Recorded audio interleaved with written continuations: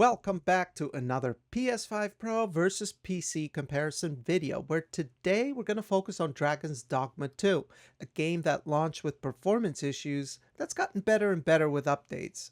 Updates that I've covered in detail on this channel.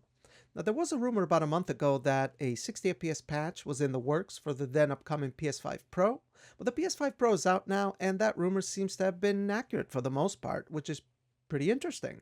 The PC I've put together has a Ryzen 3700X, an 8-core Zen 2 CPU, similar to what's on the PS5 Pro, and an RX 6800 XT GPU. We'll also briefly touch on Monster Hunter Wilds a bit later in the video, because I have some concerns regarding the RE engine that I think is important to discuss. Okay, so let's begin. Now, I don't have a PS5 Pro, but I've been looking at the reviews online, and NX Gamer actually did a pretty good job testing the new patch on the PS5 Pro. Matter of fact, he actually looked at the base PS5 as well. So there is a 30 FPS quality mode. We're not really interested on that. We're interested on the PS5 Pro. And it looks like there is a PSSR performance mode with ray tracing that seems to stick to 60 a lot of the times, with some drops to 55 or whatever. And then there's also a PSSR quality ray tracing mode that seems to hover around 50 FPS or so, with some drops below occasionally. Now, the city of Vernsworth is the heaviest area in the game, especially on the CPU, especially on PC. And we're going to start there, but we're also going to check out the Wilds and how it compares to the PS5 Pro as well. But knowing what we know, let's go ahead and take a look at the PC version now. In his video, NX Gamer also looked at his PC, but those numbers actually didn't really look right to me, and we're going to go over that very shortly, compare them to mine. But for the sake of transparency, I've just tabbed out, this is CPU Z, there's the Ryzen 3700X, ROG Strix B550F gaming Wi-Fi motherboard with 32 gigs of memory, 3600 MHz CL16 RAM, and ROG Strix RX 6800 XT. Now, what we're going to try to mimic here is the PS5 Pro's PSSR quality mode with ray tracing. So we're targeting 4K. I've set FSR to quality with ray tracing on and all the graphical settings maxed out. Now, the PS5 Pro quality mode could have lower graphical settings. I'm not really sure. I tried to find this. I couldn't find what the PS5 Pro's quality mode equivalent would be. So we're going to go with this for now. Now, what's interesting here actually is the type of frame rate that we're getting is actually very similar to what the PS5 Pro was getting with PSSR set to quality. So I'm going to assume that PSSR set to quality is a similar type of upscaling to what FSR quality is, because it also has PSSR balance and PSSR performance as well. So I'm going to assume that's probably going to be the same or should be similar. And the type of frame rate that we're seeing here is actually very similar to what NX Gamer was getting with ray tracing enabled with PSSR set to quality. We're averaging 45 FPS. He actually went through the same exact route, ending in the inn here, going inside the inn. Now, the frame time graph looks more erratic on PC. It does. It did look a little bit smoother on PS5 Pro. And for what it's worth, the PS5 Pro does run this better. Whatever they've done to optimize it, we average 44 FPS, and then PSSR quality on the right, this is NX Gamer's footage, he's averaging 48 FPS. But the PS5 Pro also has a PSSR performance mode, which, yeah, it's not locked at 60, but it stays pretty close. If we swap back to my footage, you'll notice that we're CPU bound 100% of the time, essentially. If you look at the GPU utilization, it keeps going from 50% to 80%. So we could not match the PS5 Pro's performance PSSR mode, which is staying at 60 a lot of the time. It does drop to 55, 58 sometimes. But yeah, we could never match that, even if I was to lower the settings all the way to the floor and turn ray tracing off. As a matter of fact, I did try that. I kept FSR on quality mode, turned ray tracing off, lowered mesh quality a little bit, adjusted a few settings. And yeah, we weren't able to maintain a lock 60, although we were somewhat close, I guess you could say. We did end up averaging around 50 something FPS, which, you know, is better for sure. but it's not as good as the PS5 Pro. So this game, from what I've seen anyway, seems to be kind of an outlier. It's not something that you see in all other games, but I will be keeping an eye out on the PS5 Pro's performance and test with the hardware I have, because I find this stuff interesting. Again, my videos are not to fuel any sort of a war. I'm a hardware enthusiast, and I don't have any prejudice against, you know, console or PC. I personally prefer PC as my platform of choice, but I have a PS5, and you should game on whatever hardware you want, and that's perfectly fine. But yeah, this stuff is pretty interesting to me. And as you can see, in the same area, we did end up averaging around 55 FPS with FSR set to quality, ray tracing off. And all that happened really is we just freed up some CPU resources because we turned on ray tracing. Now let's take a look at NX Gamer's PC benchmark footage, because that one, it didn't seem right to me. I don't know. Let's test it. This is NX Gamer's PC footage, and we care about the right side. That's the latest patch, RX 6800, 5600X. And what doesn't add up to me is the frame rate that is getting, right? He's averaging 39 FPS, and he says that he is CPU bound here. And I believe it, because the Vernsworth is a very CPU bound area, as you saw, even with my hardware. And we're using a slower CPU, but he's getting a lot less FPS than even my 3700X is getting. And that just doesn't look right to me. I wonder why that is. He should be getting more. We were averaging 44 FPS with a 3700X. So what I decided to do is use my Ryzen 5900X this time and test it out. We're using the same settings, ray tracing on, maxed out graphical settings, 4K, FSR quality.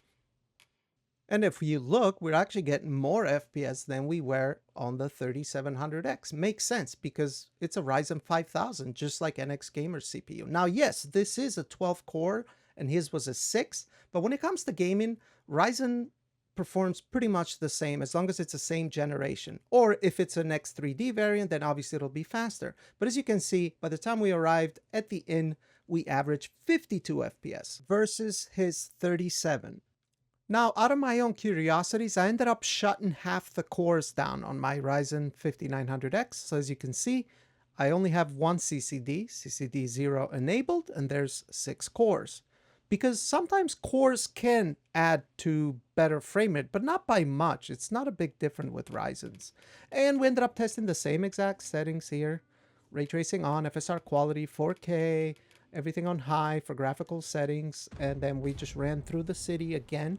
We did actually end up averaging 3 more FPS with 12 cores versus 6, but again, it wasn't a huge difference. We still averaged 49 FPS by the time we got to the end versus the 37 that NX Gamer got. So, I mean, maybe I'm missing something here. I don't know, but it's just something that stood out to me just because I've benchmarked the heck out of this game so many times as it's gotten updates that it stood out to me. I'm not like saying there's any malice going on or anything like that. It just felt that like something that stood out to me. But anyway, what about the countryside and fighting monsters? Because that's what you'll mostly be doing. Well, let's take a look at that. I have a PS5 Pro example to show you. So I found this footage of this guy, FP Good Game. So he's running the game with PSSR in balance mode, and I actually had never seen this channel before. I'll leave a link to it in the description, of course. And I'm glad I found it, by the way.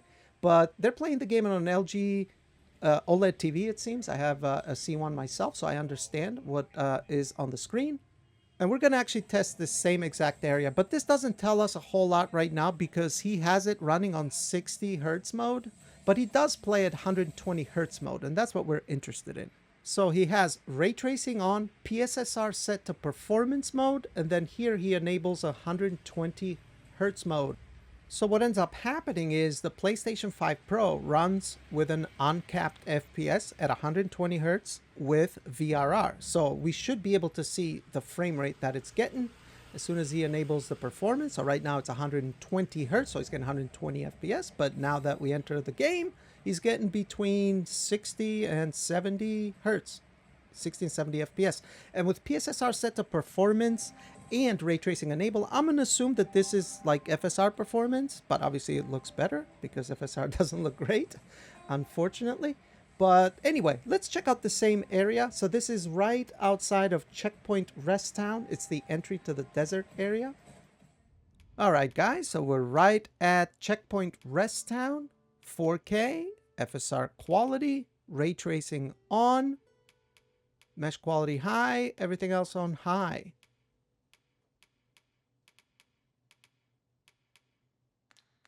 And we're going back to the Ryzen 3700X, of course, RX 6800 XT. And we're just going to go through the gate here and make our way down the hill. That was where that guy was. He was coming up from the hill. We're going to go down the hill and whack a couple of monsters too. But here we seem to be getting some pretty good performance. Again, the worst of the performance is in Vernsworth particularly. Although other cities performance can drop down. But here we are dropping a bit below 60. But overall, I would say it's pretty smooth still. Actually surprising. It's running better. Well, let's continue down the hill and engage in a little bit of combat. But yeah, so far so good, guys. Actually, it's doing a lot better than I thought it would. 65 FPS. We can now see the desert. We're actually getting somewhat similar FPS to what FP Good Game was getting with PSSR set to performance and ray tracing on. Now, we just got hit a little bit of a stutter there. That wasn't pleasant. And I did test a couple areas outside the city of Vernsworth as well. While fighting the Griffin, it did drop to 45 FPS just here and there. And the GPU utilization dropped from 90% all the way to 50%, which indicates that there's some type of a CPU issue. Not that the 3700X is a bad CPU, but how the game is transferring data. When I say CPU, it could be related to data, memory. It could be related to a lot of things. But yeah, I would say the game seems to be better optimized for the PS5 Pro. Clearly, on the city of Vernsworth, we cannot get 60 FPS, right? So whatever they've done seems to be better. Now, sometimes these conversations can be taken out of context and devolve into tribalism, which is stupid in my opinion, because you always have outlier games. But I think what this indicates is that Capcom need to put in a lot of work to make the RE engine work, because we're going to just briefly talk about Monster Hunter Wilds, and I'll show you some of my findings and how it runs on the PS5 Pro as well, by the way, because that one is where it actually runs a lot better on console, even Xbox Series X and base PS5 when it comes to CPU utilization. But anyway, to wrap up Dragon's Dogma 2 here, I'm surprised. I mean, we're getting between 60 to 70 FPS. That was very similar to what FP Good Game was getting. Same area. But yeah, let's take a quick look at Monster Hunter Wilds and then we'll wrap it up. Alright, so this footage is from Analista de Bits, and I will leave his channel in the description. They do pretty good work, and pay attention to the FPS. Xbox Series X, PS5, and PS5 Pro performance mode. So the Pro seems to be locked at 60 here, while the base PS5 and Series X, well, they're pretty close to 60, I would say. They're within VRR range, which is actually really, really good. But let's take a look at it's apparently 120 hertz performance mode as well right here, and the Pro seems to get around 75 FPS, while the base PS5 and Series X are between 50 and 65. That's actually really good. Now, the thing here is, this is not the open world map. This is actually the beginning. It's a scripted sequence, I believe, from what I can tell. What I tested was the big open world, and there the 3700X wasn't doing very well. So I don't know. I couldn't find much information more than this. I would have loved to have seen the open world with metrics to compare, but this I think warrants a discussion, at least a quick one. Now, I made an entire video testing 3 CPUs, Ryzen 3700X, 5900X, and 7800X 3D in this game. It's extremely CPU heavy on PC. But for this one, we're just going to focus on the 3700X. And I'm actually using an RX 7900 XTX GPU. So it's a lot more powerful than the 6800 XT. But for the purpose of this video, you can see that we're only getting 35 to 45 FPS, guys. This is in the city, and we're entirely CPU bound here. I wish I could test the PS5 or the Pro in this same area, because, you know what? Let's make our way out into the wild and see what type of FPS we get there. All right, so in the wilds, we actually get more FPS than in the city. We're less CPU bound. Here, we're at least close to 50 FPS. Now, were the consoles able to hit up to 75 FPS in this open world area. I mean, Analista de Bit's video, I believe, was the beginning sequence of the game, which I understand why he did that, because he made a new character every time he tested, you know, a new configuration. It makes sense. Those videos take a long time to make, and it takes a little while to get here. So I don't know if that area is a lot less demanding on the CPU because it's a scripted event. I don't know, but this does not look good, guys. And if there's such a huge discrepancy between PC and console with this game, I get it, it's in beta, but it is something that is quite concerning because they're listing frame generation in the system requirements as a sort of necessity, and that's kind of crazy to me, especially for a game like Monster Hunter Wilds. I am not impressed with RE Engine, guys, I'll be honest. But, hey, let's test frame generation, because at least that works well. At the very least, we're able to hit 110 FPS with FSR frame generation. And it looks alright, actually.